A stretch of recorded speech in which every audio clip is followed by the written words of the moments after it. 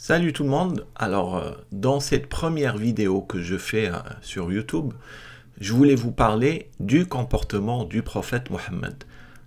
Que faites-vous pour savoir comment le prophète s'est comporté et ce qu'il a dit dans sa vie? Aujourd'hui, les imams vous font croire qu'il faut se référer à des hadiths. Des hadiths qui ont été écrits, ils vous disent, par des savants, des rapporteurs de hadiths comme Bukhari, Muslim. Ils vous disent qu'ils se sont basés sur une chaîne de transmission solide qui remonte jusqu'aux pieux prédécesseurs, etc. et que c'est très fiable. Moi, je voudrais vous indiquer que le Coran même vous donne le comportement du prophète Mohammed, et c'est-à-dire que Dieu lui-même vous dit ce que son messager a fait ou a dit. Moi, je vous pose une question simple. Qui a le plus de chances de connaître comment le prophète Mohammed s'est comporté? Est-ce Dieu, le Seigneur, le connaisseur de toutes choses? Ou est-ce des imams comme Bukhari qui ont vécu 200 ans après Mohammed, qui ne l'ont jamais connu et qui, pour écrire leurs livres, se sont basés sur des témoignages de personnes qui eux-mêmes n'ont jamais connu le prophète. C'est quoi la source la plus fiable? Est-ce que vous pensez que c'est le Coran où Dieu vous dit ce que le prophète a dit? Ou est-ce les hadiths rapportés par des gens qui n'ont jamais connu le prophète eux-mêmes? Donc, comme vous le voyez ici, numéro 1, c'est-à-dire qu'aujourd'hui,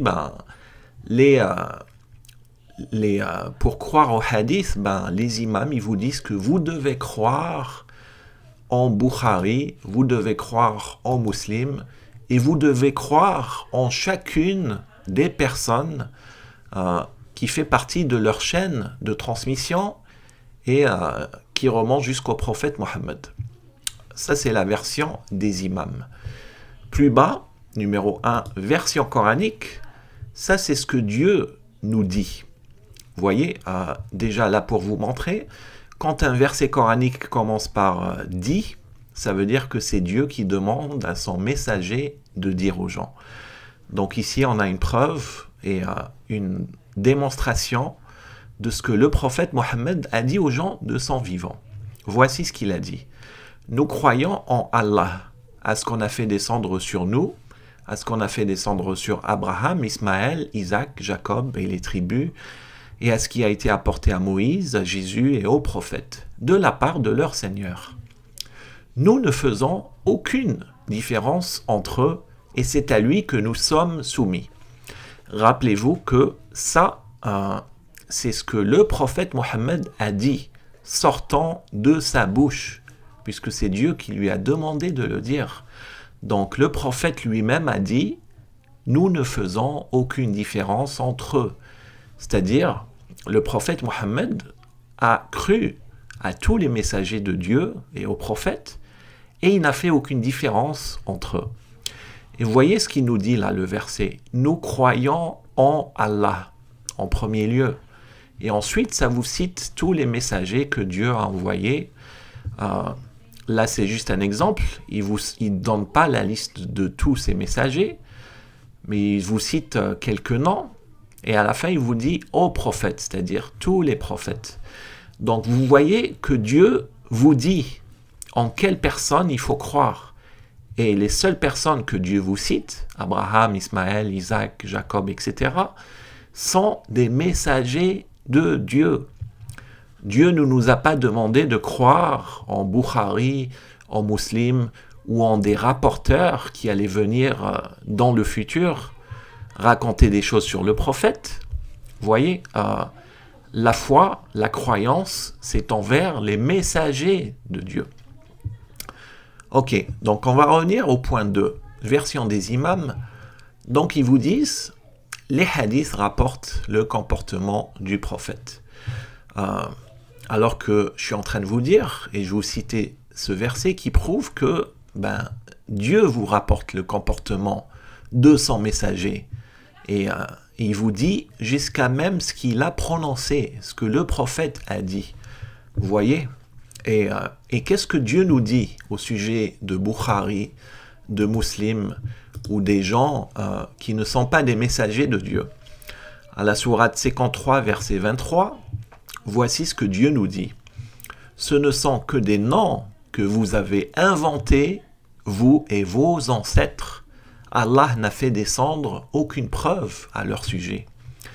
Vous voyez, Dieu ne nous a pas parlé de Bukhari et de Muslim. On est d'accord. Dieu nous parle d'Abraham, Ismaël, Isaac, etc. Il ne nous parle pas de Bukhari. Dieu n'a fait descendre aucune preuve au sujet de Bukhari ou au sujet de Muslim ou même au sujet de Aïcha. Vous voyez, regardez ce que Dieu nous dit. Ils ne suivent que la conjecture et les passions de leurs âmes, alors que la guidée leur est venue de leur Seigneur. C'est qui suit la conjecture et les passions de leurs âmes? C'est qui? Dieu parle de qui? Est-ce que vous pensez qu'il parle de ceux qui suivent cette révélation coranique? Ou vous pensez plutôt, ne pensez-vous pas qu'il parle de ceux qui suivent des hadiths qui prétendent rapporter le comportement du prophète par des gens à qui Dieu n'a fait descendre aucune preuve, comme Dieu nous l'explique ici. Ils ne suivent que la conjecture. C'est quoi la conjecture? Là, Dieu oppose la conjecture à la guidée. La guidée qui est venue de leur Seigneur. Qu'est-ce qui est venu de notre Seigneur? Pensez-vous vraiment que les hadiths viennent de notre Seigneur? Les hadiths, c'est-à-dire même ceux qui vous poussent à croire aux hadiths, ils reconnaissent eux-mêmes. Les hadiths, ça ne vient pas de Dieu. Ils vous disent, les hadiths, c'est Bukhari et Muslim qui ont rapporté des témoignages de personnes. Donc, la guidée, Dieu nous parle du Coran. C'est le Coran la guidée. Et face, c'est-à-dire en opposition à la guidée, vous avez la conjecture. La conjecture qui est l'incertain, c'est-à-dire les hadiths, justement. Et regardez ce que Dieu nous dit à la sourate 45, verset 6. Voilà les versets d'Allah que nous te récitons en toute vérité. Alors, dans quel hadith, après Allah et ses versets, croiront-ils?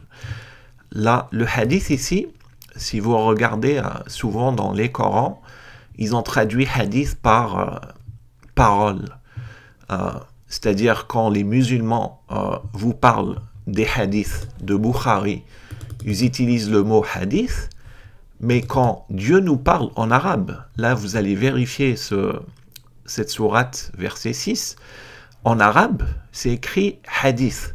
Donc quand le Coran parle de hadith, eux ils te le traduisent en parole, et pour te parler des hadiths de Bukhari, ils te disent hadith, c'est-à-dire ils gardent le nom originel en arabe. Vous voyez, ça c'est l'une des perversions, c'est l'une des ruses du diable pour éviter aux gens de voir que Dieu nous avertit contre ceux qui suivent des hadiths qui sont arrivés après le Coran, après Allah et ses versets. C'est-à-dire, Dieu vous pose la question, en quel hadith, après le Coran, c'est-à-dire les versets coraniques, allez-vous croire? Vous voyez, donc, c'est ça. Donc, j'espère que vous avez compris. Ça, c'est ma première vidéo YouTube. Je voulais bien vous faire comprendre ce point, que le comportement du prophète Mohammed, il est rapporté par Dieu lui-même dans le Coran. On a environ, en fait, plus de 200 versets coraniques qui commencent par « dit » et qui nous montrent ce que Dieu a demandé à son messager de dire de son vivant et qui nous dit donc ce que le prophète a dit. Donc vous n'avez pas besoin de vous référer à des conjectures ou à des hadiths écrits par des gens qui n'ont jamais connu le prophète pour connaître le comportement du prophète Mohammed. Vous n'avez qu'à vous référer à la parole divine pour connaître le comportement du messager de Dieu, Mohammed. Ici, je vous ai sorti plusieurs versets coraniques qui vous montrent ce que le prophète a dit de son vivant. Voici ce qu'il a dit, par exemple. « Qu'y a-t-il de plus grand en fait de témoignage ?» Dit, donc c'est-à-dire que le prophète a dit ensuite, « Allah est témoin entre moi et vous, et ce Coran m'a été révélé pour que je vous avertisse par sa voix, vous et tous ceux qui l'atteindront. » C'est-à-dire que le prophète Mohammed, c'est un être humain. Il était un être humain, il n'était pas éternel. Donc, il a dit « vous et tous ceux qui l'atteindront », c'est-à-dire vous, en s'adressant aux personnes à qui il s'est adressé de son vivant, et tous ceux qui l'atteindront, nous, si vous m'écoutez en ce moment, et moi-même, le Coran nous a atteints, puisqu'on est en train de le lire. Vous voyez, verset suivant, est-ce qu'il y a parmi vos associés un qui guide vers la vérité? Ça, c'est le prophète qui a demandé aux gens de son vivant. Et il dit, c'est Allah qui guide vers la vérité. Celui qui guide vers la vérité, est-il plus digne d'être suivi, ou bien celui qui se dirige qu'autant qu'il est lui-même dirigé? Qu'avez-vous donc? Comment jugez-vous ainsi? Là, le prophète Mohammed, de son vivant, il a insisté pour dire aux gens, c'est Dieu qui guide vers la vérité. C'est pas les êtres humains. Aujourd'hui, vous voyez beaucoup les gens, ils vous disent, oui, il faut demander aux imams, c'est l'imam qui va t'expliquer, c'est l'imam qui va te faire comprendre, etc. Alors que, comme vous le voyez ici, le prophète Mohammed, il s'est référé à Allah. Il a dit aux gens que c'est Allah qui guide vers la vérité. Donc il faut chercher avant tout la guidance de Dieu et non pas la guidance des imams. Quand vous êtes dans le doute, vous demandez à Dieu. Dites, mon Seigneur, donne-moi la bonne compréhension, avant même de chercher les opinions des hommes, qu'ils soient imams ou pas. Demandez à Dieu d'abord, puisque c'est lui qui guide. C'est lui qui guide vers la vérité. Le prophète Mohammed lui-même l'a dit. Vous voyez. Ensuite, et la plupart d'entre eux ne suivent que la conjecture, mais la conjecture ne sert à rien contre la vérité. Ça rejoint le verset qu'on a vu un peu plus haut. C'est-à-dire la vérité, le Coran est la vérité. Et Dieu nous dit, malheureusement, la plupart des gens, et vous le voyez aujourd'hui, la plupart des gens, ils ne se réfèrent pas au Coran, ils se réfèrent au hadith. Vous voyez, ils se réfèrent à ce que leurs imams disent. Leur premier réflexe n'est pas de chercher dans le Coran. Leur premier réflexe, c'est demander aux imams ou les handis, c'est-à-dire ce qu'ils ont dans leur société, ce que les gens disent. Et Dieu nous dit, la conjecture ne sert à rien contre la vérité. Et enfin, dernier verset, 3,95, le prophète Mohammed de son vivant, et ça c'est une preuve formelle que la prétendue sunna du prophète n'existe pas, puisque si elle existait, le prophète aurait demandé de la suivre. Or, regardez ce que le prophète Mohammed a dit aux gens. Il a dit, c'est Allah c'est Allah qui dit la vérité, suivez donc la religion d'Abraham. En arabe, c'est Millat Ibrahim. Musulman droit, il n'était point parmi les associateurs. Voyez, si la sunna du prophète existait, le prophète aurait dit suivez ma sunna, suivez ma voie, ou suivez comment je fais. Vous voyez, il n'a pas dit ça. Il a dit suivez Millat Ibrahim. la religion d'Abraham. Voilà, j'espère que ça a été clair. Donc, pour conclure, sachez que, premier point, le comportement du prophète Mohammed, ce n'est pas des gens qui n'ont jamais connu le prophète qui vont vous le rapporter, c'est Dieu lui-même qui vous le rapporte, comme vous le voyez dans ces versets. À chaque fois que Dieu a demandé à son messager de dire quelque chose, Dieu nous l'apprend dans le Coran, et on sait, puisque le prophète a obéi à son Seigneur, c'est exactement ce que Mohammed a dit. En deuxième lieu, ne suivez pas la conjecture et les conjectures des hommes.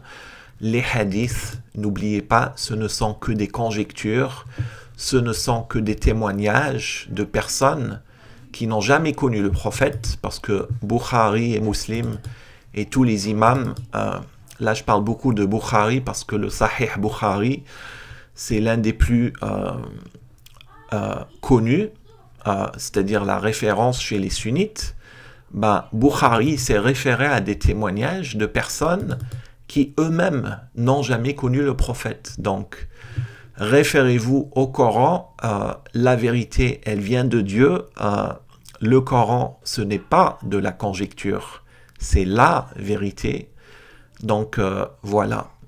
Salam tout le monde et à la prochaine.